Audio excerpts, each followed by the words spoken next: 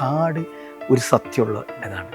പലപ്പോഴും അത് കുറേ ഉദ്യോഗസ്ഥരുണ്ട്, അവരൊക്കെ പറയും അത്. കാരണം നമ്മൾ ഇത് ചെയ്തവർക്കൊക്കെ ഒരുപാട് പ്രശ്നങ്ങളുണ്ട്. കാരണം ഇത് സത്യമാണ്, അവർക്കറിയാം കാട് സത്യം. നമ്മൾ അതുകൊണ്ടാണ് ഇത്ര ആർജവത്തോടുകൂടി സംസാരിക്കുന്നത്. നമ്മൾ വരുന്നതും മണ്ണിൽ നിന്നാണ്. പിന്നെ പോകുന്നൊക്കെ മണ്ണിൻ്റെ അടിയിലൂടെ പുഴുവരിച്ച് വരിക്കുള്ളൂ നമ്മളൊക്കെ, അത്രേ ഉള്ളൂ. ശരിക്കും പറഞ്ഞാൽ നമുക്ക് ഈ നാടിനെക്കാട്ടും കൂടുതൽ വനവാസമാണല്ലേ കൂടുതൽ. അതാണ് സേഫ്. പേടിയോടുകൂടി പോയി കഴിഞ്ഞാൽ എല്ലാം പേടിക്കുന്നു. പട്ടി കടിക്കുമെന്ന് വിചാരിച്ചാൽ പട്ടി കടിക്കൂല. മരങ്ങൾക്ക് വരെ ഒരു വാക്കത്തിയായിട്ട് ഇതിൻ്റെ ഒരു മരത്തിൻ്റെ അടുത്ത് ചെന്ന് കഴിഞ്ഞാൽ അതിന് അപ്പം മനസ്സിലാവുന്ന അതിന് വെട്ടാനാണ്. നമുക്ക് മാനസികമായിട്ട് എന്തോ അസുഖമുണ്ട്, എന്തോ പ്രശ്നമുണ്ട് നമുക്ക്. അതാണ് ഇത്തരം ജീവികൾ ഇങ്ങനെ ചെയ്തുകൊണ്ടിരിക്കുന്നത്. ഞാനിന്ന് ഇരിങ്ങോൾക്കാവിൽ പോവുകയാണെങ്കിൽ ആ കടയായിരിക്കും ലോകത്തിലെ ഏറ്റവും വലിയ. നാളെ ആമസോണിൽ പോകണമെങ്കിൽ അതായിരിക്കും, പറമ്പുകളത്ത് പോകണമെങ്കിൽ അതായിരിക്കും. അതിന് ഞാൻ നേരത്തെ പറഞ്ഞില്ല, അത് ഒന്നിനെക്കാട്ടിയും വെച്ചതെന്ന് പറയാൻ പറ്റില്ല. ഇപ്പം നമ്മൾ ഇത്രയും പേരുണ്ട്, ഡിഫറെൻ്റ് ആണ്, വ്യത്യസ്തമാണ് നമ്മളെല്ലാം. ചിന്ത, കാഴ്ചയിലൊക്കെ അതുപോലെ തന്നെ കാടെല്ലാം. പിന്നെ ചില ഉദ്യോഗസ്ഥർ അസ്വസ്ഥത ഉണ്ടാക്കിയിട്ടുണ്ട്, പക്ഷെ അവരൊക്കെ റിട്ടയർഡായി പോയി. നമ്മളിപ്പോഴും കാട്ടിൽ തന്നെയാണ് ഓടിച്ചിട്ട് വേട്ടക്കാരെ പിടിച്ചിട്ടുണ്ട്. പിന്നെ ചില കാര്യങ്ങളൊക്കെ നമുക്ക് പറയാനും പറ്റൂല. മാർഷ്യൽ ആർട്സ് നന്നായിട്ട് ഉപയോഗിച്ചിട്ടുണ്ട്. ചന്ദനക്കള്ളന്മാരെ പിടിക്കാൻ പോയത്, പക്ഷേ നമ്മളത് പിടിച്ചു കഴിഞ്ഞപ്പോഴാണ് മനസ്സിലായത് ഒരു പുറത്തുനിന്നുള്ള ആൾക്കാരാണ്. ഒരുപാട് വലിയൊരു ഗ്യാങ്ങാണ് സേലത്ത് നിന്ന് വന്നേക്കുന്നത്. ഫോട്ടോ എടുക്കുമ്പോൾ എന്ന് വെച്ചാലേ ആ സമയത്ത് ആ മൂവ്മെൻറ്റിൽ ക്ലിക്ക് ചെയ്യുന്ന ആ ഒരു മൂവ്മെൻറ്റ്, അതൊരു വല്ലാത്തൊരു മുഹൂർത്തം. വലിയൊരു കാഴ്ച നമുക്ക് ക്യാമറയിലോട്ട് പകർത്താൻ പറ്റാത്ത ഒരുപാട് കാഴ്ചകളുണ്ട്. അത് നമ്മൾ കണ്ടനുഭവിക്കുക എന്നുള്ളതാണ്. നമുക്ക് വേണ്ടിയുള്ള കാഴ്ചകളാണ്. നമുക്ക് വേണ്ടി പ്രകൃതി അവിടെ ഇവിടെയൊക്കെ ഒരേ സമ്മാനം. അത് കണ്ടെത്തണം. അത് കഴിവുണ്ടെങ്കിൽ കണ്ടെത്താൻ പറ്റില്ലെങ്കിൽ നമ്മൾ തിരിച്ചു പോരും. സിനിമ സ്വപ്നം കാണുന്നവർക്ക് ചാവറ ഫിലിം സ്കൂൾ, കൊച്ചി. ഇന്ന് നമ്മളുടെ ഉള്ളത് ഇന്ത്യയിൽ തന്നെ ഏറ്റവും ഫേമസ് ആയ ഒരു വൈൽഡ് ലൈഫ് ഫോട്ടോഗ്രാഫറാണ്, ഒരു കരാട്ടെ മാഷാണ്. ഇതിലൊക്കെ ഉപരി കാടിനെ ഒരുപാട് സ്നേഹിക്കുന്ന ഒരു മനുഷ്യൻ. നമസ്കാരം. നമുക്ക് ഈ ഫോട്ടോഗ്രാഫി, വൈൽഡ് ലൈഫ് ഫോട്ടോഗ്രാഫി ഒക്കെ പറ്റി പറയുമ്പോൾ ഒരിക്കലും നമുക്ക് ഫോട്ടോഗ്രാഫി വെച്ച് സ്റ്റാർട്ട് ചെയ്യാൻ പറ്റത്തില്ല. കാരണം വൈൽഡ് ലൈഫ്, കാടാണ് ആദ്യം വന്നതും, കാടിനെ പറ്റിയാണ് കൂടുതൽ അറിഞ്ഞതും. എന്തായിരിക്കും നമുക്ക് ഈ ചെറുപ്പം മുതലേ ഈ കാടിനോട് ഇത്രയും ഇഷ്ടം തോന്നാനുള്ള ഒരു കാരണം? അത് ഒന്നാമത്തെ കാര്യം, നമ്മുടെ ഉള്ളിൽ എല്ലാവരുടെയും ഉള്ളിൽ കാടുണ്ട്. നമ്മുടെ എല്ലാവരുടെ ഉള്ളിൽ കാടുണ്ട്. കാരണം നമ്മളെല്ലാവരും കാട്ടിൽ നിന്ന് വന്നേക്കുന്ന ഒരു ടൗണൊന്നും പണ്ടുണ്ടായിരുന്നില്ല. ആദിമ മനുഷ്യരായിരുന്നപ്പോൾ തന്നെ കാടാണ് ഫുള്ള്. അപ്പോൾ ആ ഒരു ജീനും ഒക്കെ നമ്മുടെ ഉള്ളിലുണ്ട്. പിന്നെ നമ്മൾ കേട്ട് വളർന്ന സാഹചര്യങ്ങൾ, കഥകൾ, പരിസരം, ഇതൊക്കെയാണ് കാടിനോട് ബന്ധപ്പെടുത്തി എന്നെ സംബന്ധിച്ച് അങ്ങനെയായിരുന്നു. നമുക്ക് കാടുകളിൽ പോവാം, നമുക്ക് യാത്രകൾ ചെയ്യാം, നമ്മുടെ മനസ്സിനൊരു സന്തോഷം ഉണ്ടാകും. പക്ഷെ അതൊരു യാത്രയായി മാറുന്നത് എപ്പോഴാന്ന് ഓർമ്മയുണ്ടോ? വായന തുടങ്ങി കഥകൾ കേട്ടപ്പോൾ തുടങ്ങി നമുക്ക് കാട്ടിലോട്ട് പോകണം എന്നുള്ളൊരു ചിന്ത. കാരണം നല്ല കഥകളായിരുന്നു കേട്ടിരുന്നത്, ഭീകര ഇതുള്ളൊരു കഥകളൊന്നുമല്ല കേട്ടിരുന്നത്. അങ്ങനെ ആദ്യം പോയ കാട്ടിലെ ഒരു വലിയ ജേർണി ഓർമ്മയുണ്ടോ? ഇപ്പോൾ ആദ്യമായിട്ട് നമുക്ക് കാടിനോട് ഉണ്ട്. അത് നമ്മളുടെ ഷോളയാർ മലക്കപ്പാറ റൂട്ടാണ്. അതിന്നും വളരെ ഇതായിട്ട് ഓർമ്മയുണ്ട്. തനിയെ ബസ്സിന് പോയതും പിന്നെ അങ്ങനെ. ശരിക്കും പറഞ്ഞാൽ നമുക്ക് ഈ നാടിനെക്കാട്ടും കൂടുതൽ വനവാസമാണല്ലേ കൂടുതൽ. അതാണ് സേഫ്. ശരിക്കും അപ്പൊ നാട്ടില് അത്രയും സേഫ്റ്റി ഇല്ലെന്ന് തോന്നുന്നുണ്ടോ? ഇല്ല, നമ്മൾ ഡെയിലി പത്രത്തിലൊക്കെ വായിക്കാറില്ലേ. ശരിക്കും നമ്മളിങ്ങനെ കാടിനകത്ത് തുടക്ക കാലഘട്ടങ്ങളിൽ പോകുന്ന സമയത്ത്, ഇപ്പൊ നമുക്കാണെങ്കിൽ ആദ്യം പോകുന്ന സമയത്ത് ഒരു ചെറിയ പേടി ഉണ്ടാവും. ആ ഒരു പേടിയെ എങ്ങനെയായിരിക്കും തരണം ചെയ്തത്? എനിക്കങ്ങനെ പേടി തോന്നില്ല. കാരണം നമ്മൾ ഇഷ്ടപ്പെട്ടതിനെ പേടിക്കേണ്ട ആവശ്യമില്ലല്ലോ. അത് എല്ലാത്തിലും പറയുന്നൊരു കാര്യമുണ്ട്, ബൈബിളിൽ പ്രധാനം, ദൈവം സ്നേഹമാവുന്നു. അപ്പോൾ ദൈവത്തിനെ പേടിക്കേണ്ട ആവശ്യമില്ല. പക്ഷേ ആൾക്കാർ ദൈവത്തിനെ പേടിച്ചാണ് ജീവിക്കുന്നത് മൊത്തം. അപ്പോൾ പേടിക്കേണ്ട ആവശ്യം, സ്നേഹിക്കുന്നതിനെ പേടിക്കേണ്ട എന്ത് കാര്യം? അല്ല, എന്നാലും നമ്മൾ ഈ കാട്ടിലൊക്കെ പോകുമ്പോൾ അവിടെ പലതരം മൃഗങ്ങളുണ്ടാകാം. പക്ഷെ നമുക്ക് അത് പലപ്പോഴും നമ്മൾ ചെന്ന് കണ്ട് നമുക്ക് ആ ഒരു പേടി, അല്ലെങ്കിൽ നമുക്ക് എങ്ങനെ കാട്ടിക്കൂടെ പോകാം, അല്ലെങ്കിൽ കാടറിഞ്ഞ് കാട് മനസ്സിലാക്കി കാടിനെ സ്നേഹിച്ച് പോകുമ്പോൾ അതൊരു വരത്തില്ല. പക്ഷെ എനിക്ക് അങ്ങനെ പേടി തോന്നിയിട്ടില്ല. എനിക്ക് ഇന്നലെ ഞാൻ പറഞ്ഞില്ല, എനിക്ക് വളരെ ഇഷ്ടമാണ് കാട്ടിൽ പോകുന്നത്. അപ്പോൾ പിന്നെ പേടിക്കേണ്ട ആവശ്യമായിട്ട് എനിക്ക് അങ്ങനെ തോന്നിയിട്ടില്ല. പേടിയോടുകൂടി പോയി കഴിഞ്ഞാൽ എല്ലാം പേടിക്കേണ്ടി വരും. പട്ടി കടിക്കുമെന്ന് വിചാരിച്ചാൽ പട്ടി കടിക്കൂല. പിന്നെ എന്തിനു പട്ടിനെ? അത് പറഞ്ഞപ്പോഴാണ് എനിക്ക് ഏറ്റവും കണക്ട് ചെയ്യാൻ തോന്നുന്ന ഒരു കാര്യം, പറഞ്ഞ തന്നെ ഒരു ഇന്റർവ്യൂവിൽ പറഞ്ഞൊരു കാര്യമുണ്ട്. ശരിക്കും ഈ മൃഗങ്ങൾക്ക് അവരെ ഉപദ്രവിക്കാൻ വരുന്ന ആൾക്കാരെ അറിയാം, തീർച്ചയായിട്ടും അറിയാം. അത് മരങ്ങൾക്ക് വരെ അറിയാമെന്ന് ശാസ്ത്രം തെളിയിച്ചിട്ടുണ്ട്. അതെ, മരങ്ങൾക്ക് വരെ ഒരു വാക്കത്തിയായിട്ട് ഇതിൻ്റെ ഒരു മരത്തിൻ്റെ അടുത്ത് ചെന്ന് കഴിഞ്ഞാൽ അതിന് അപ്പം മനസ്സിലാവുന്നതാണ് അതിന് വെട്ടാനാണെന്നുള്ളത്. അതാ നമ്മുടെ ഒരു സയന്റിസ്റ്റ് ഉണ്ട്, ചന്ദ്രബോസ്, ബംഗാളി, മുപ്പരേനെ കുറിച്ചൊക്കെ എഴുതിയിട്ടുണ്ട്. ചന്ദ്രബോസ് എന്നാണ് ലാസ്റ്റ്. ഇപ്പം സ്റ്റാർട്ടിങ് ടൈമിൽ ഇങ്ങനെ കാട്ടിലേക്ക് ചെല്ലുന്ന സമയത്ത്, കാട്ടിനെ സ്നേഹിച്ച് ചെല്ലുന്ന സമയത്ത് ഇങ്ങനെ മൃഗങ്ങളെയൊക്കെ നേരിടേണ്ടി അല്ലെങ്കിൽ ആ ഒരു സിറ്റുവേഷൻ വന്നിട്ടുണ്ടോ? ധാരാളം മൃഗങ്ങളെ ഒരുപാട് അടുത്ത് പോയി കാണാനുള്ള ഒരു ഇതാണ് നമുക്ക് ഉണ്ടായേക്കുന്നത്. ചിലപ്പോൾ മൃഗങ്ങൾ വളരെ അകലെയായിരിക്കും. അപ്പോൾ കുറേ കൂടി അടുത്ത് പോയി അതിനെ വളരെ അടുത്തുനിന്ന് കാണാനുള്ള ആഗ്രഹമായിരുന്നു പണ്ടുണ്ടായത്. ശരിക്കും ഫോട്ടോഗ്രാഫി വരുന്നതിന് മുമ്പ് എഴുത്തിലാണ് എഴുത്തായിരുന്നു വന്നുകൊണ്ടിരുന്നത്. ഇല്ല, അത് എഴുത്തെന്ന് പറയാൻ പറ്റില്ല, വായന നല്ല വായന ഉണ്ടായിരുന്നു. പിന്നെ കത്തുകൾ എഴുതുമായിരുന്നു, അത് വളരെ പ്രധാനമായിരുന്നു. എവിടെ പോയി കഴിഞ്ഞാൽ കത്തുകൾ എഴുതും. ഗുരു നിത്യചൈതന്യതിയൊക്കെ ആയിട്ട് വളരെ കത്തുകളും ഇതൊക്കെ അങ്ങനെ ഒരു കമ്മ്യൂണിക്കേഷൻ ഉണ്ടായിട്ടുണ്ട്. അപ്പോൾ വായനയിൽ കൂടെയാണ് ഇത് വന്ന്. പിന്നെ ഫോട്ടോഗ്രാഫിയിലോട്ട് വന്നു കഴിഞ്ഞപ്പോൾ പലരോടും പറഞ്ഞ് ഈ വനം നശിക്കുന്നതിനെ കുറിച്ച് എഴുതണം. പല ആൾക്കാരോടും നമ്മുടെ ചില സാഹിത്യകാരന്മാരോടൊക്കെ പറഞ്ഞിട്ടുണ്ട്. പക്ഷെ അവരൊക്കെ അങ്ങനെ അത് ഇത് ചെയ്തല്ല. പിന്നെ ഞാൻ വിചാരിച്ചു എനിക്കെന്താ എഴുതിയാലും എന്താ പ്രശ്നം എന്നുള്ള അങ്ങനെ ചെറിയ സൂചിമുഖി എന്ന് പറഞ്ഞ അത്തരം മാസികകളിലൊക്കെ എഴുതി തുടങ്ങിയതൊക്കെ. ചോലാർ പത്രിക, ഈ ഷൊളയാറിൽ നിന്ന് ഇറങ്ങുന്ന പിന്നെ എഴുത്തൊരു യാത്രയായിരുന്നു. പിന്നെ അങ്ങനെ പിന്നെ അതൊരു അനുഭവങ്ങൾ. ഈ നമ്മൾ എഴുതുന്ന സമയത്ത് നമ്മുടെ അനുഭവങ്ങളാണ് എഴുതുന്നത്. അതെ അതെ. അതിപ്പോ അത് കണ്ട് ആൾക്കാർ അതിനെ അപ്രീഷിയേറ്റ് ചെയ്യുമ്പോൾ ആൾക്കാർ വായിക്കുന്നത് കേൾക്കുമ്പോൾ ഒരു സന്തോഷം. ചിലപ്പോൾ നമ്മളിങ്ങനെ കാട്ടിൽ കൊണ്ടുപോകുമ്പോൾ ആൾക്കാർക്ക് മനസ്സിലാകത്തില്ല. ഇല്ല, ആൾക്കാർ പറയാറുണ്ട് നിങ്ങളുടെ എഴുത്തില് നിങ്ങളുടെ ഒപ്പം ഞങ്ങൾ വരുന്ന പോലെ തോന്നാറുണ്ടെന്ന് പറഞ്ഞു. അപ്പോൾ അത് വലിയൊരു സന്തോഷമാണ്.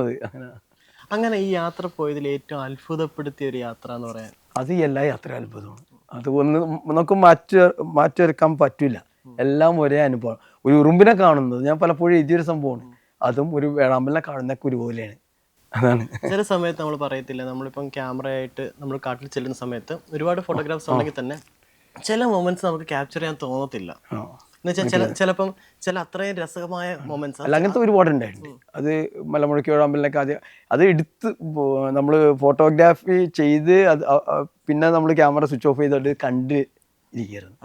ചിലത് നമ്മൾ പകർത്താൻ പാടില്ല, കാരണം ചിലപ്പോൾ ഒരു ക്ലിക്കിന്റെ ഒച്ച അവർക്കത് ശല്യപ്പെടുത്താൻ. പക്ഷെ ഇപ്പൊ മിറർലെസ് ക്യാമറ എന്റെ പേരിൽ അങ്ങനെ വലിയ പ്രശ്നങ്ങളൊന്നുമില്ല. പക്ഷെ ഈ കാട് കടന്ന് നമ്മൾ അത്രയും ദൂരം യാത്ര ചെയ്ത് ഇത് കാണുന്നത് അത് ചിലപ്പോൾ നമ്മുടെ കണ്ണിന് വേണ്ടി ഉള്ളതാണ്. അതെ അതെ, തീർച്ചയായിട്ടും അങ്ങനെയാണ്. നമുക്ക് വേണ്ടി തന്നെ കൂട്ടുകാരോട് പറയാറുണ്ട്, നമ്മൾക്ക് വേണ്ടിയാണ് ഇന്നതിനായിരിക്കും കാണാൻ പോകുന്നതെന്നൊക്കെ പറയാറുണ്ട് പലപ്പോഴും. അങ്ങനെ നമ്മളിങ്ങനെ കാട്ടിലെ ആൾക്കാരെ ഒക്കെ കൊണ്ടുപോകാറില്ല, ഇങ്ങനെ നമ്മുടെ കൂടെ ഒക്കെ ആൾക്കാരെ കൊണ്ടുപോകാറുണ്ട്. അങ്ങനെ കൊണ്ടുപോകാറുണ്ടാകുമ്പം ഈ നമുക്ക് പ്രശ്നങ്ങൾ ഉണ്ടാവാറുണ്ട്. എന്ന് വെച്ച് കഴിഞ്ഞാൽ ചിലപ്പം, കാരണം കാടിന് ഒരു നിയമം ശരിക്കും ഉണ്ട്. നമ്മൾ കാട് അറിഞ്ഞ് കാട് മനസ്സിലാക്കി വേണം പോകാൻ. അപ്പൊ ഇവരെ ഇങ്ങനെ കൊണ്ടുപോകുമ്പോൾ ഓൾറെഡി ഇങ്ങനെ ആൾക്കാരെ കൊണ്ടുപോകുന്നുണ്ടായിരുന്നു ഒരു സമയം. അപ്പം ഇവർ എന്തെങ്കിലും അങ്ങനത്തെ, കാരണം എല്ലാരും ഒരേ രീതിയിൽ പക്ഷെ അത് എന്റെ കുറച്ചൊരു ഹാർഡായിട്ടുള്ള ഇതാണ്. പറഞ്ഞ പോലെ നൃത്തം ചെയ്യും. അങ്ങനെയാണ്. ശബ്ദിക്കരുന്നത് ശബ്ദിക്കൂല. അങ്ങനെയൊക്കെ കുറെ ചില ഒരു ഗ്രൂപ്പ് മസനഗുഡി പോയിട്ട് ആന ഞങ്ങൾ കടന്നു പോകേണ്ട വഴിയിൽ ആന നിൽക്കുന്നു. അപ്പോൾ ഏതാണ്ട് 1 മണിക്കൂർ 1.5 മണിക്കൂർ ഞങ്ങൾ അവിടെ വെയിറ്റ് ചെയ്തു. പിന്നെ ആന പോയി കഴിഞ്ഞിട്ട് ശേഷമാണ് തിരിച്ചു വന്നത് തന്നെ. അത് ചോദിക്കുമ്പോൾ ആനയെ പറ്റി ചോദിക്കുമ്പോൾ ഇക്കടെ ചാനൽ കാണുമ്പോൾ ആനകളെ പറ്റിയും നമ്മുടെ മൃഗങ്ങളെ പറ്റിയും ഒരു ആനയുടെ ഒരു പ്രത്യേക സ്നേഹം ഉണ്ടോ? ഇല്ല, അങ്ങനെയില്ല. അത് എന്താ, നമ്മളെ എല്ലാവർക്കും ഈ ആന ഒരു കൗതുകം, അതിന്റെ വലിപ്പം ചെറുപ്പം തുടങ്ങി, അതാണ് ആനച്ചന്തം എന്നൊക്കെ പറയുന്നത്. അപ്പോൾ നമ്മൾ അത് എന്തോരം കണ്ടു കഴിഞ്ഞാലും മതിയാവാത്ത, ലോകത്തിലെ ഏറ്റവും വലുത് തിമിംഗലമാണ്. അത് കഴിഞ്ഞിട്ട് ആനയോട്. പക്ഷെ തിമിംഗലത്തെ കാണാനുള്ള സാധ്യത നമുക്ക് കുറവാണ്. അല്ലെങ്കിൽ അതിനെ കണ്ടായിരിക്കും നമ്മൾ ഇത് ചെയ്യുന്ന. ഇപ്പൊ കരയിലുള്ളതിൽ ഏറ്റവും വലുത് ആന. അപ്പൊ ആനയുടെ കാണാതിരിക്കുന്നത് നല്ലതാണ്. അതിനെ മറ്റേ നെറ്റിപ്പട്ടം കിട്ടത് വെള്ളത്തിൽ കൂടെ അടുത്ത് അതെ അതെ. എത്രയോ ഇപ്പോൾ പ്രശ്നങ്ങളാണ് ഉണ്ടായിക്കണം നമ്മൾ. അതാണ് ആ വ്രണം പൂത്ത ചന്തം എന്ന് പറഞ്ഞാൽ എഴുതിയത് തന്നെ അങ്ങനെ. അതുകൊണ്ടാണ് ഇപ്പോഴും ആൾക്കാർ ഓരോന്ന് ചെയ്യുന്നത്. അപ്പൊ ഞാനിപ്പോ നമുക്ക് പറയാനുള്ള ഓൾറെഡി പറഞ്ഞു വെച്ചിട്ടുണ്ട്. അതിനൊരു തീരുമാനം വരട്ടെ. അതൊന്നും ഇല്ലാതെ നമുക്ക് ഈ ഇടയ്ക്കാണെങ്കിലും നമുക്ക് കാണാൻ പറ്റുന്നുണ്ട് മറ്റേ ആന. ഇന്നലെ മിനിയാന്നിട്ടുണ്ടായിരുന്നു. അതെ, അതൊക്കെ ഇതിന്റെ ഇഷ്യൂ ആണ്. കാരണം അത് ഫ്രീ ആയിട്ട് ചൂട്, ഇത്തരം ചൂട് നമുക്ക് സഹിക്കുന്നില്ല. ജീവിക്കാൻ എങ്ങനെ സഹിക്കാൻ പറ്റും? നമുക്ക് മാനസികമായിട്ട് എന്തോ അസുഖമുണ്ട്, എന്തോ പ്രശ്നമുണ്ട് നമുക്ക്. അതാണ് ഇത്തരം ജീവികൾ ഇങ്ങനെ ചെയ്തുകൊണ്ടിരിക്കുന്നത്. അല്ലാതെ എന്താ.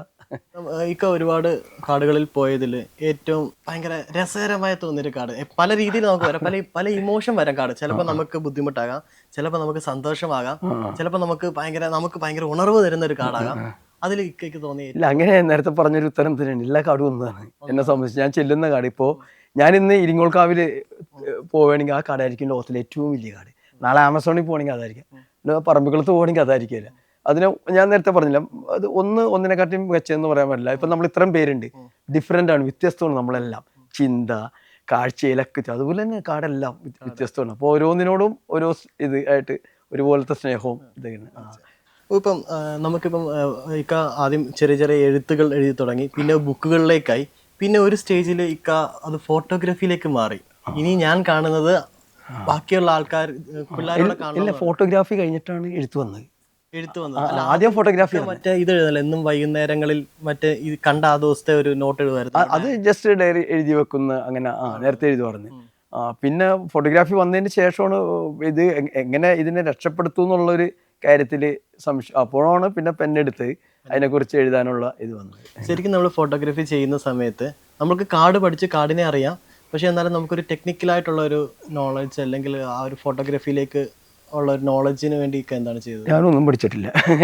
കാർഡ് എന്നെ പഠിപ്പിച്ച ഫോട്ടോഗ്രാഫി ഒക്കെ സ്വന്തമായിട്ട് തന്നെ ചെയ്ത് എൻ്റെ ഇപ്പം ഞാൻ മാർഷ്യൽ ആർട്സ് ആയാലും ഞാൻ തിയറീനെക്കാട്ടിയും കൂടുതൽ പ്രാക്ടിക്കലിനാണ് ഇത് ചെയ്യുന്നത്. പ്രാക്ടിക്കലിനാണ്. അപ്പോൾ പ്രാക്ടീസ് അതാണ് അതിൽ നിന്നാണ് കിട്ടിയേക്കുന്നത്. പിന്നെ എനിക്കിപ്പോൾ വൈൽഡ് ലൈഫ് ഫോട്ടോഗ്രാഫി ചെയ്യണതിൻ്റെ ഒരു രീതി എൻ്റെതായ എല്ലാവർക്കും ഉണ്ടാവും, എൻ്റെതായ ഒരു രീതിയുണ്ട്. ചെറിയൊരു സംഭവം ഇതാണ്. അത് നിങ്ങൾക്ക് പറഞ്ഞുതരാൻ എനിക്കൊരു 15 മിനിറ്റ് 20 മിനിറ്റാ മതി. പക്ഷെ അതിൻ്റെ പുറകിൽ ഒരു 30 വർഷം ഞാൻ വെച്ചിട്ടുണ്ട്. അതിൽ നിന്ന് ഉരുത്തിരിഞ്ഞ് വന്ന സാധനമാണ്. അപ്പോൾ അതാണ്. അല്ല ഇപ്പോൾ എനിക്ക് ഈ മിററിൻ്റെ ഘടന, ലെൻസിൻ്റെ മെക്കാനിസം എനിക്കത് അറിയേണ്ട ആവശ്യമില്ല. ഇതൊരു ടൂള്, എൻ്റെ കയ്യിലിട്ടൊരു ടൂള്, അതിനെ ഞാൻ ക്യാപ്ചർ ചെയ്യുന്നു, ഇതിനു വേണ്ടി ഉപയോഗിക്കുന്നു, പ്രകൃതിക്ക് വേണ്ടി ഉപയോഗിക്കുന്നു, അത്രേ ഉള്ളൂ. ശരിക്കും വൈൽഡ് ലൈഫ് ഫോട്ടോഗ്രാഫി എന്ന് പറയുന്നത് ചിലപ്പോൾ അതായിരിക്കുമല്ലോ, കാരണം നമ്മൾ ആദ്യം അറിയേണ്ടത് കാടിനെ. തീർച്ചയായിട്ടും അതാണ് വേണ്ടത്. നമ്മൾ കാടിനെ പഠിക്കാതെ നമ്മൾ ഫോട്ടോഗ്രാഫി ചെയ്തിട്ട് കാര്യമില്ല. പക്ഷെ ഇപ്പോൾ ഒരുപാട് പേര് അങ്ങനെ ഇത് ചെയ്യുന്നുണ്ട്. നമ്മൾ ക്യാമറ ഇല്ലാത്തൊരു കാലം ഉണ്ടായിരുന്നു. 10-25 വർഷം ക്യാമറ ഇല്ലാണ്ട് കാട്ടിൽ പോയതാണ്. അപ്പോൾ ക്യാമറ വന്നപ്പോൾ വളരെ ഈസിയായി. പിന്നെയും ക്യാമറ ഇല്ലാതെ ഇടയ്ക്ക് ഒരുപാട് പോയിട്ടുണ്ട് ക്യാമറ ഇല്ലാണ്ട്. ഞാനൊരു ഫോട്ടോഗ്രാഫർ അല്ല, എഴുത്തുകാരനൊന്നും അല്ല. ഇവിടെ പ്രകൃതിനെ ഇഷ്ടപ്പെടുന്ന ഒരാൾ, അതിനുവേണ്ടി എന്തെങ്കിലും ചെയ്യണം. പിന്നെ ഒക്കെ വന്നു ഇറങ്ങി. നമ്മളിപ്പോ മാർഷ്യൽ ആർട്സിന്റെ കാര്യം പറഞ്ഞു, കരാട്ടെ പഠിപ്പിക്കുന്നുണ്ട്. ശരിക്കും കാടിനോട് നമ്മൾ ഒത്തുണങ്ങി നമ്മൾ അവിടെ കാട്ടിൽ ടാർസ് എന്നൊക്കെ പറയുന്നവരെ നമ്മുടെ ബോഡി അത്രയ്ക്ക് വഴങ്ങും. തീർച്ചയായിട്ടും. ഏത് സാഹചര്യം ഇതിലൊക്കെ പറയുന്നത് സഹനം എന്ന് പറഞ്ഞിട്ടുണ്ടല്ല, അത് നമുക്ക് ഇത് ചെയ്യാൻ പറ്റും. ചിലപ്പോൾ ഒരു മരത്തിൽ തന്നെ വെള്ളമൊന്നും ഇല്ലാണ്ട് എത്ര ടൈം നിൽക്കാൻ പറ്റും, ഒരു പൊസിഷനിൽ എത്ര നേരം ക്യാമറയായിട്ട്, നല്ല വെയിറ്റുള്ള ക്യാമറയായിട്ട് നിൽക്കാൻ പറ്റും എന്നുള്ളതൊക്കെ നമ്മൾ മാർഷ്യൽ ആർട്സിൽ നിന്ന് അഡാപ്റ്റ് ചെയ്ത് ഇതിലോട്ട് വന്ന അപ്പോൾ അത് എല്ലാം ചേർന്നിട്ട് ഇഴുകി ചേർന്ന ഒരു സംഭവമാണത്. അല്ല, ശരിക്കും നമ്മളിങ്ങനെ കാട്ടിൽ ശരിക്കും പറയല്ലേ, നമ്മൾ കാടിനോട് ഇണങ്ങിയ കളറുള്ള ഡ്രസ്സുകൾ ഇടണം. അത് കറക്റ്റാണ്. സ്പ്രേ ഉപയോഗിക്കരുത്, കാട്ടിൽ പോകുമ്പോൾ ഉപയോഗിക്കരുത്. അതൊക്കെ പെട്ടെന്ന് അവർക്ക് അറിയാൻ പറ്റും. നമ്മൾ അത് പെട്ടെന്ന് അവർക്ക് നമ്മള്, കാരണം കാട്ടിലില്ലാത്തൊരു ഗന്ധം, കാട്ടിലില്ലാത്തൊരു അനക്കം, ചലനം, ഇതൊക്കെ അവർക്ക്, ശബ്ദം, ഇതൊക്കെ അവർക്ക് അറിയാൻ പറ്റും. അതുപോലെ തന്നെ നമ്മളിങ്ങനെ പോകുന്ന സമയങ്ങളിൽ ഒരുപാട് കാടുകളിൽ യാത്രയായിട്ടുള്ള ആളാണ്. അപ്പം ഒരുപാട് ദിവസങ്ങൾ ഈ കാട്ടിലേക്ക് പോകത്തില്ലേ? ഉണ്ട്, പോയിട്ടുണ്ട്. അതിന്റെ ഒരു പ്രിപ്പറേഷനും കാര്യങ്ങളും അതൊക്കെ അത് നമ്മള് പ്രധാനമായിട്ട് നമ്മളെ ക്യാമറ, അതാണ് ഏറ്റവും പ്രധാനപ്പെട്ട കാര്യം. അതെ. പിന്നെ നമുക്ക് ഇപ്പോൾ എന്തെങ്കിലും ഇതിൻ്റെ ഫുഡിൻ്റെ കാര്യമൊക്കെ ആണെങ്കിൽ ഞാൻ എപ്പോഴും എന്തെങ്കിലും നട്ട്സ് അങ്ങനത്തെ കാര്യങ്ങളൊക്കെ കരുതും. പിന്നെ പറമ്പിക്കുളത്ത് ആയിരുന്നപ്പോൾ എപ്പോഴും അവലാണ് എടുത്തിരുന്നത്. കാരണം എവിടെ പോയാലും വെള്ളം ഉണ്ടാവും. അപ്പോൾ ഏതെങ്കിലും ഇലയിൽ വെച്ച് പുഴയിൽ നിന്ന് വെള്ളം കോരി കഴിച്ചാൽ പിന്നെ സ്റ്റാർച്ചായി. അപ്പോൾ നമുക്ക് കുറേ ദൂരം നടക്കാനും ഇതിനുള്ള, പിന്നെ അങ്ങനെ ഭയങ്കര വിശപ്പൊന്നും അങ്ങനെ കാടിൻ്റെ അകത്ത് തോന്നാറില്ല. കാഴ്ചകൾ തന്നെ വിശപ്പൊക്കെ കെടുത്തും. അതാണ്. പിന്നെ ഒരു എനർജി ഉണ്ട്. അത് നമ്മൾക്ക് പറഞ്ഞ് ഫലിപ്പിക്കാൻ പറ്റില്ല, എഴുതി ഫലിപ്പിക്കാൻ പറ്റില്ല, അനുഭവിച്ചറിയാൻ പറ്റും. അതന്നെ. അത് അനുഭവിച്ചറിയാൻ പറ്റുള്ളൂ. അപ്പോൾ ഫുഡൊന്നും വേണ്ട, വെള്ളം വേണ്ട, അങ്ങനെ ഒരു ആനന്ദത്തിൽ, അങ്ങനെ ഒരു മെഡിറ്റേഷന്റെ രീതിയാണ്. അതാണ്. അത് കണ്ണിൽ നമുക്ക് ഇത്രയും ബ്യൂട്ടിഫുൾ ആയിട്ടുള്ള മൊമെന്റ്സ് കാണുമ്പോൾ പിന്നെ തീർച്ചയായിട്ടും നമുക്കത് വേറെ കിട്ടില്ല. അതുപോലെ തന്നെ ഇപ്പൊ നമ്മളിങ്ങനെ പോകുന്ന സമയങ്ങളിൽ നമുക്കിങ്ങനെ പ്രശ്നങ്ങൾ കാര്യങ്ങളൊക്കെ ഉണ്ടായിട്ടുണ്ടോ? കാടും കൊണ്ട് ഒരു പ്രശ്നം ഉണ്ടാകത്തില്ല. പിന്നെ ചില ഉദ്യോഗസ്ഥർ അസ്വസ്ഥത ഉണ്ടാക്കിയിട്ടുണ്ട്. പക്ഷെ അവരൊക്കെ റിട്ടയർഡ് ആയി പോയി. നമ്മളിപ്പോഴും കാട്ടിൽ തന്നെയുണ്ട്. അത് ഒരു വൈൽഡ് ലൈഫ് അസിസ്റ്റന്റ് ഉണ്ടായിരുന്നു, തോമസ് നെൽസൺ സാർ. ഭയങ്കര സപ്പോർട്ടാണ് നമ്മൾ. അങ്ങനെ ഒരുപാട് നല്ല ഉദ്യോഗസ്ഥരുണ്ട്. അപ്പോൾ പുള്ളിക്കാരൻ പറഞ്ഞത് എങ്ങനെയാണ്, അത് സാഹിത്യ അക്കാദമിയിൽ വെച്ചൊരു എൻ്റെ ഒരു ബുക്ക് റിലീസിങ് അദ്ദേഹം സംസാരിച്ച്, നസീറിനെ കാട്ടിൽ നിന്ന് പുറത്താക്കണം എന്ന് വിചാരിച്ച് നടന്ന ആൾക്കാരൊക്കെ ഇപ്പോൾ പുറത്തായി. ഇപ്പോൾ ഏതോ ഉത്സവ കമ്മിറ്റിയുടെ ഇതിൻ്റെയൊക്കെ ക്യാഷ്യറും മെമ്പറൊക്കെ ആയിട്ട് നടക്കുകയാണ്. നസീർ ഇപ്പോഴും കാട്ടിൽ തന്നെ പോയിട്ടിരിക്കുകയാണെന്നും പറഞ്ഞു. പറ്റില്ല, കാരണം ഒരു ഇന്ത്യൻ പൗരന് എവിടെയൊക്കെ പോകാൻ പറ്റും, അവിടെയൊക്കെ നമുക്ക് പോകാൻ പറ്റും. പിന്നെ ഇപ്പോൾ കുറച്ച് ഇതുള്ളത് കുറെ നല്ല ഒരുപാട് ഉദ്യോഗസ്ഥരുണ്ട് കേട്ടോ. നമ്മൾ ഇത് കാടടച്ച് വെടിയൊക്കെ നമുക്ക് അവരെയും കുറ്റപ്പെടുത്താൻ പറ്റത്തില്ല. സാഹചര്യം ഇപ്പൊ നസീറൊക്കെ പോലെ ഒരാളെ ഉണ്ടാകത്തുള്ളൂ. പക്ഷെ വേറൊരു 100 പേര് കാണും ഈ കാടിനെ എങ്ങനെ നശിപ്പിക്കാം, അവിടെ എന്തൊക്കെ ചെയ്യാമെന്ന്. പക്ഷെ ഫോട്ടോഗ്രാഫേഴ്സ് അങ്ങനെയൊന്നും വലിയ പ്രശ്നമില്ല, എല്ലാവരും സഹകരണവും ഇതൊക്കെയാണ്. പിന്നെ എന്താന്ന് വെച്ചാൽ ഫോറസ്റ്റ് ഉദ്യോഗസ്ഥരിലും കുറച്ച് ഫോട്ടോഗ്രാഫേഴ്സ് ഉണ്ട്, നല്ലവരും ഉണ്ട്. അപ്പോൾ അവർക്ക് കുറച്ച് അസ്വസ്ഥതയൊക്കെ ഉണ്ട്. നമ്മൾ അവരുടെ പണി ഫോട്ടോഗ്രാഫി അല്ല, അവരുടെ പണി കാടിനെ സംരക്ഷിക്കുക. അത് നമ്മളുടെ നികുതി പണം കൊണ്ടാണ് അവർ കാടിനെ അവരെ നമ്മൾ നിർത്തിയേക്കണം. അപ്പോൾ അവർ നമ്മളുടെ ഏമാന്മാരായിട്ട് കളിക്കുമ്പോൾ ഒരു ബുദ്ധിമുട്ട് നമുക്ക് സഹിക്കാൻ പറ്റില്ല. നല്ല ഉദ്യോഗസ്ഥരുണ്ട്, നമ്മളെ കാടിനെ നന്നായിട്ട് ഇത് ചെയ്തിട്ടുണ്ട്, നമ്മൾ അതുപോലെ ഇത് ചെയ്ത ആൾക്കാരുണ്ട്. പക്ഷെ തിക്താനുഭവങ്ങൾ ഒരുപാടുണ്ട്, ഇഷ്ടംമാതിരി ഉണ്ടായിട്ടുണ്ട്. പിന്നെ അത് നമ്മളൊരു ഫൈറ്ററാണ്. എൻ്റെ മാസ്റ്റേഴ്സൊക്കെ ഞാൻ നല്ലൊരു ഫൈറ്ററാണെന്നാണ് പറയുന്നത്. ആ ഫൈറ്റർ അത് അപ്പോൾ എന്താന്ന് വെച്ചാൽ ഈ ഫൈറ്റ് എന്ന് പറഞ്ഞ ഒരാളെ അടിച്ച് തോൽപ്പിക്കുന്നില്ല. ഒരു ക്വസ്റ്റ്യൻ ഇപ്പോൾ നിങ്ങളൊരു ക്വസ്റ്റ്യൻ വന്നപ്പോൾ അത് എന്നെ അറ്റാക്ക് ചെയ്തൊക്കെയാണ്, ഞാൻ അതിനെ ബ്ലോക്ക് ചെയ്ത് കൗണ്ടർ അറ്റാക്ക് എൻ്റെ ആൻസർ. അതാണ് മാർഷ്യൽ ആർട്സ്, യഥാർത്ഥ മാർഷ്യൽ ആർട്സ് എന്ന് പറഞ്ഞാൽ അതാണ്. അപ്പോൾ എനിക്ക് ഇതൊന്നും വലിയൊരു പ്രശ്നമായിട്ട് എനിക്ക് അങ്ങനെ തോന്നിയിട്ടില്ല. പല ആൾക്കാരും അസ്വസ്ഥത ഉണ്ടെങ്കിൽ അവരൊക്കെ പുറത്ത് പോയിട്ടുണ്ട്. പിന്നെ കാട് ഒരു സത്യമുള്ള ഇതാണ്. പലപ്പോഴും അത് കുറേ ഉദ്യോഗസ്ഥരുണ്ട്, അവരൊക്കെ പറയും അത്. കാരണം നമ്മൾ ഇത് ചെയ്തവർക്കൊക്കെ ഒരുപാട് പ്രശ്നങ്ങളുണ്ട്. കാരണം ഇത് സത്യമാണ്, അവർക്കറിയാം കാട് സത്യം. നമ്മൾ അതും കൊണ്ടാണ് ഇത്ര ആർജവത്തോടുകൂടി സംസാരിക്കുന്നത്. പിന്നെ പോകുന്നൊക്കെ മണ്ണിന്റെ അടിയിലൂടെ പുഴു വരിച്ച് വരിക്കുള്ളൂ നമ്മളൊക്കെ, അത്രേ ഉള്ളൂ. ഒരു രക്ഷയില്ല, പറ്റൂല. അത് തന്നെ. പക്ഷെ ഇങ്ങനെ ഇവർ ഇത്രയും പറയുന്നതിന് ഒരു റീസൺ എന്ന് പറഞ്ഞാൽ ചിലപ്പോൾ അവിടെ നമുക്ക് മരം വെട്ടുന്നതോ പലപ്പോഴും നമ്മൾ പറയുന്നുണ്ട് അങ്ങനത്തെ ഇഷ്യൂസ് ഇല്ല. അങ്ങനെ പണ്ടൊക്കെ ഉണ്ടായിരുന്നു, ഇപ്പൊ അങ്ങനത്തെ പ്രശ്നങ്ങളൊന്നും കാട്ടിലില്ല. നന്നായിട്ട് നോക്കുന്ന ആൾക്കാർ, നല്ല സ്റ്റാഫുകളും നല്ല ഇതൊക്കെ ഉണ്ട്. പിന്നെ ചിലർക്ക് നമ്മളോടുള്ളൊരു ബുദ്ധിമുട്ടുകൾ, ചില കാര്യങ്ങൾ നമ്മൾ തുറന്നു പറയും, അത് കുറച്ച് അസ്വസ്ഥതയാണ്. അത് ഇപ്പോൾ ചിലവർക്ക് അത് വലിയ ബുദ്ധിമുട്ട് ഉണ്ടാക്കുന്നുണ്ട്. കാരണം എന്നെ സംബന്ധിച്ച് അത് പ്രശ്നമല്ല. കാരണം ഞാൻ കാട്ടിൽ പോയിപ്പോൾ ജനിച്ചിട്ടില്ല. അങ്ങനത്തെ ആൾക്കാരൊക്കെയാണ്, ഇപ്പോൾ ഉദ്യോഗസ്ഥരൊക്കെയാണ് പലരും വന്നേക്കുന്നത് ഇപ്പോഴും. അത് എന്നിട്ട് കാട്ടിൽ പോയി പിന്നെ ഫോട്ടോ എടുക്കുന്ന സമയത്തായിരിക്കും ജനിച്ചു. അതെ. അപ്പോൾ അത് ഫോട്ടോഗ്രാഫി കൊണ്ടുള്ളൊരു ഇതുണ്ട്, ഈഗോസം അതിൻ്റെ അകത്ത് ഇങ്ങനെ വർക്ക് ചെയ്യുന്നുണ്ട് നമ്മൾ. അത് പിന്നെ അവർക്ക് നല്ല ചാൻസാണ്. കാരണം നമ്മളെപ്പോലത്തെ ഫോട്ടോഗ്രാഫേഴ്സിനെ മാറ്റി നിർത്തിയിട്ട് കോർ ഏരിയയിൽ പോയി ഫോട്ടോ എടുക്കാൻ പറ്റും അവർക്ക്.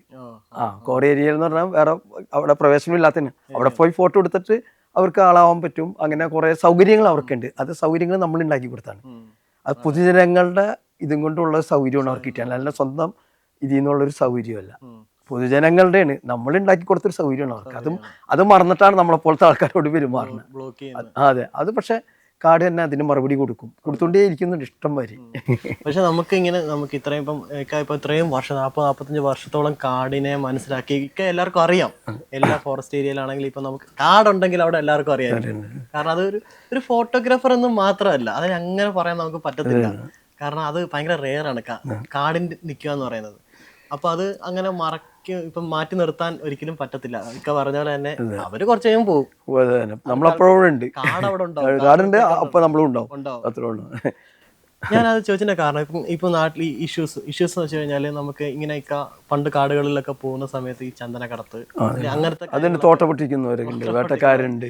അങ്ങനെയൊക്കെ കൈയോടെ പിടിക്കാനോ അല്ലെങ്കിൽ ഫോറസ്റ്റുകാരുടെ കൂടുതൽ നമ്മൾ അങ്ങനെ ഒരു കഥയുണ്ടാവും ഇങ്ങനെ പോയത് ഇഷ്ടംമാതിരി ഉണ്ട്. നമ്മൾ ഈ തോട്ട പൊട്ടിക്കുന്ന ആൾക്കാർ മലക്കപ്പാറയിലൊരു വർഗീസേട്ടൻ ഉണ്ടായിരുന്നു, ഫോറസ്റ്റ് ഇപ്പോൾ അടുത്തിടെയാണ് മരിച്ചു പോയത്. അദ്ദേഹമാണ് എന്നെ ആദ്യമായിട്ട് ഷോളാർക്കാടിൻ്റെ അകത്തൊക്കെ കൊണ്ടുപോയത്. അപ്പോൾ മൂപ്പര് കരാട്ടെ ഇത് നമ്മളുടെ അടുത്ത് പഠിക്കുന്ന ഒരു സമയമാണ്. അപ്പോൾ മലക്കപ്പാറ പോകും, ആ ചെക്ക് പോസ്റ്റിൻ്റെ അടുത്ത് തന്നെ എൻ്റെ ഒരു ഓഫീസ്. അങ്ങനെ ഒരു തവണ നമ്മളോട് നമുക്കൊന്ന് നോക്കാം, ഇവിടെ രാത്രിയൊക്കെ വെടിശബ്ദം കേൾക്കുന്നുണ്ട്. അങ്ങനെ ഇതിനെ ഓടിച്ചിട്ട് വേട്ടക്കാരെ പിടിച്ചിട്ടുണ്ട് നേരത്തെ. പിന്നെ ചില കാര്യങ്ങളൊക്കെ നമുക്ക് പറയാനും പറ്റൂല, ചിലതൊക്കെ ഒരുപാട് നാളായില്ല അതൊക്കെ. ഇല്ല, എന്നാലും ചിലത് നമ്മൾക്ക് മാർഷ്യൽ ആർട്സ് നന്നായിട്ട് ഉപയോഗിച്ചിട്ടുണ്ട്. ചില കാര്യങ്ങളൊക്കെ വന്നിട്ടുണ്ട്, നന്നായിട്ട് ഉപയോഗിക്കേണ്ടി വന്നിട്ടുണ്ട്. അത് പിന്നെ ഈ അടുത്ത് എന്നല്ല, ഇപ്പോൾ മറ്റേ ഇതിലൊക്കെ പറഞ്ഞിട്ടുണ്ട്, ചന്ദനക്കള്ളന്മാരെ പിടിക്കാൻ പോയതും നമ്മള് ഇതിന് പറമ്പിക്കുളത്ത് വെച്ചിട്ടൊക്കെ. അത് പറമ്പിക്കുളത്ത് ഒരുപാട് ടൈം കുര്യാർകുട്ടി ഭാഗത്തു നിന്ന് ചന്ദനം പോകുന്നുണ്ട്. അപ്പോൾ ആദിവാസികളാണ് അവിടെ കുറ്റക്കാരായിട്ട് കണ്ടിരുന്നത്.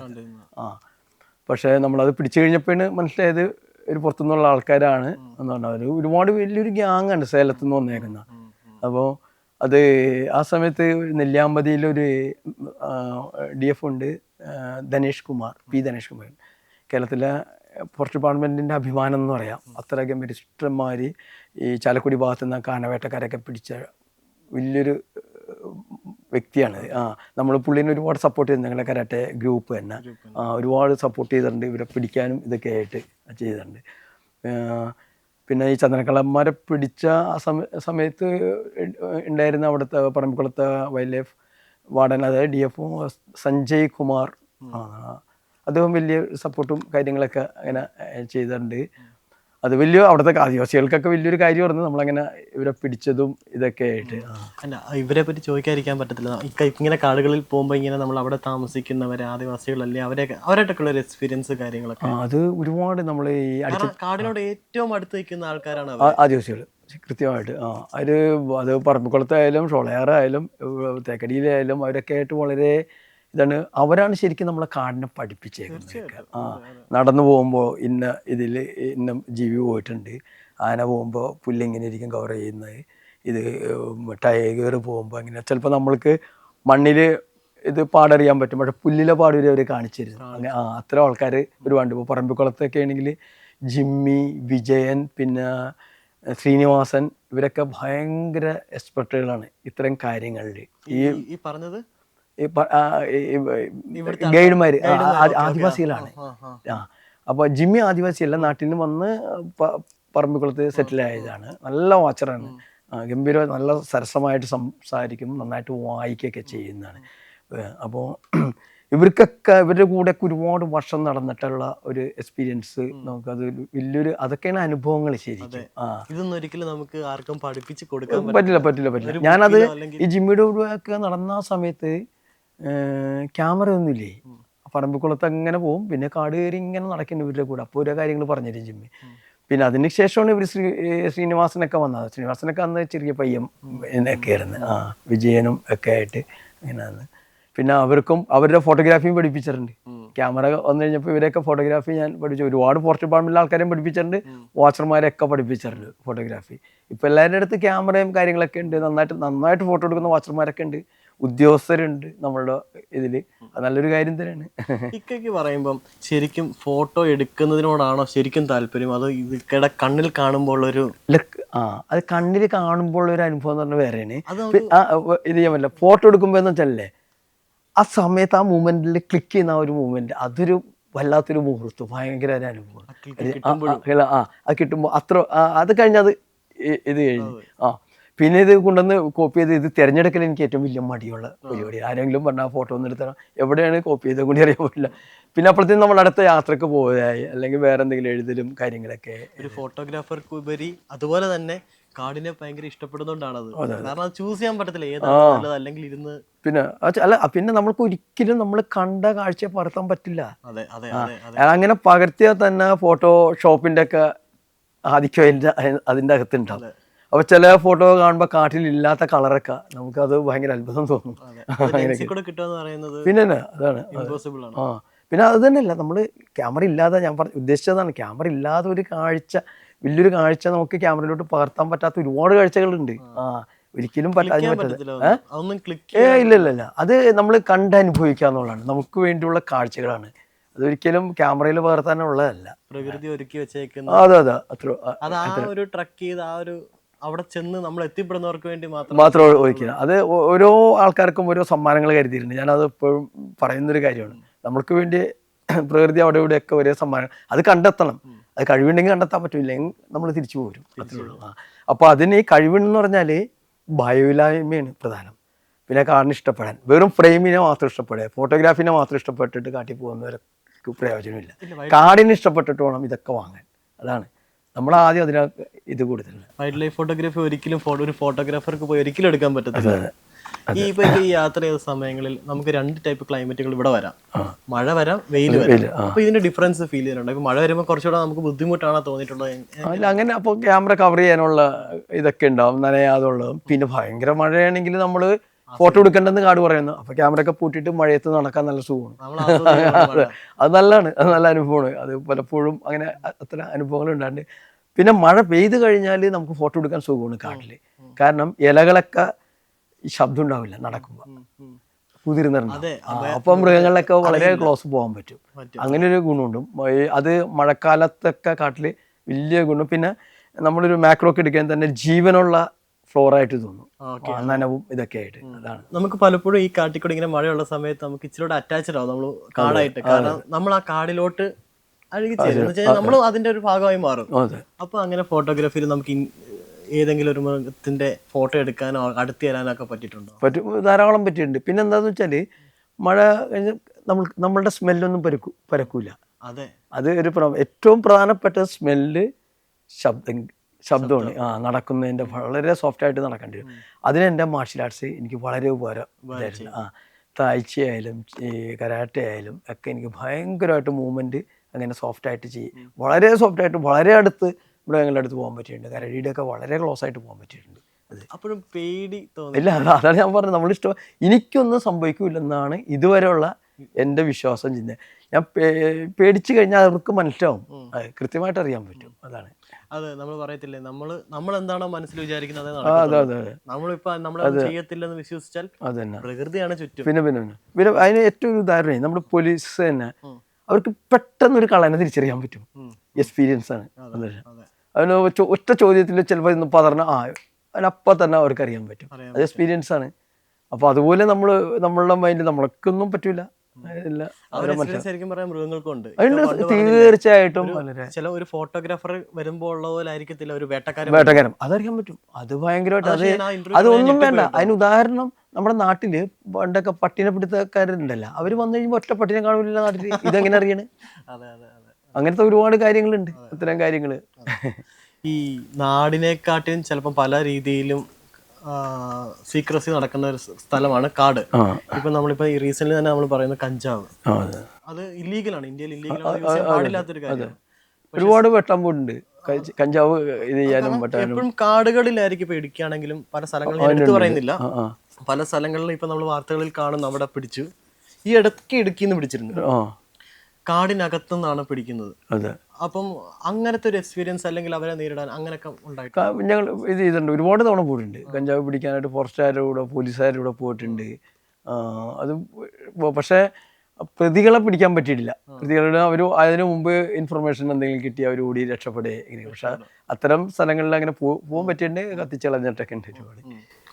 പക്ഷെ അതിൻ്റെ ഒരു എക്സ്പീരിയൻസ് എന്തെങ്കിലും ഇങ്ങനെ കാത്തിരുന്ന് ഇവരെ പിടിച്ചതിൻ്റെ കഥകൾ അങ്ങനെ എന്തെങ്കിലുമൊക്കെ ഉണ്ടാവുമോ? കാരണം ഇവരെ അങ്ങനെ പെട്ടെന്ന് നമ്മുടെ കൈ കിട്ടത്തില്ല. ഇല്ല. പക്ഷെ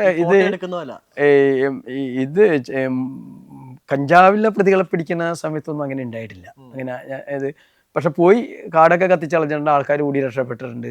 അങ്ങനെയൊക്കെ മൊത്തം തലവേദനയാണ്. തലവേദന ഇത് കൂട്ടിയിട്ട് കത്തിച്ച് ഒരു ഇതൊക്കെ ആയിട്ട് ഫോറസ്റ്റുകാർ തന്നെ, അല്ലെങ്കിൽ അവർ മറ്റൊരിടത്ത് കൊണ്ടുപോകും പിന്നീടും. അങ്ങനെ പിന്നീട് അവർ പ്രതികളൊക്കെ പിടിച്ചിട്ടുണ്ട്. അത് മിക്കവാറും ഒറ്റുകൊടുക്കുന്ന ആൾക്കാരുണ്ടാവും നമ്മൾ എത്തുന്നതിന് മുമ്പ് അവിടെ ഇൻഫർമേഷൻ. പക്ഷെ ഇപ്പൊക്കെ ഒരുപാട് കുറഞ്ഞിട്ടുണ്ട് ഇവിടെ. പക്ഷെ പുറത്തുനിന്ന് വരുന്നുണ്ട്. പത്രത്തിൽ കണ്ടില്ലേ?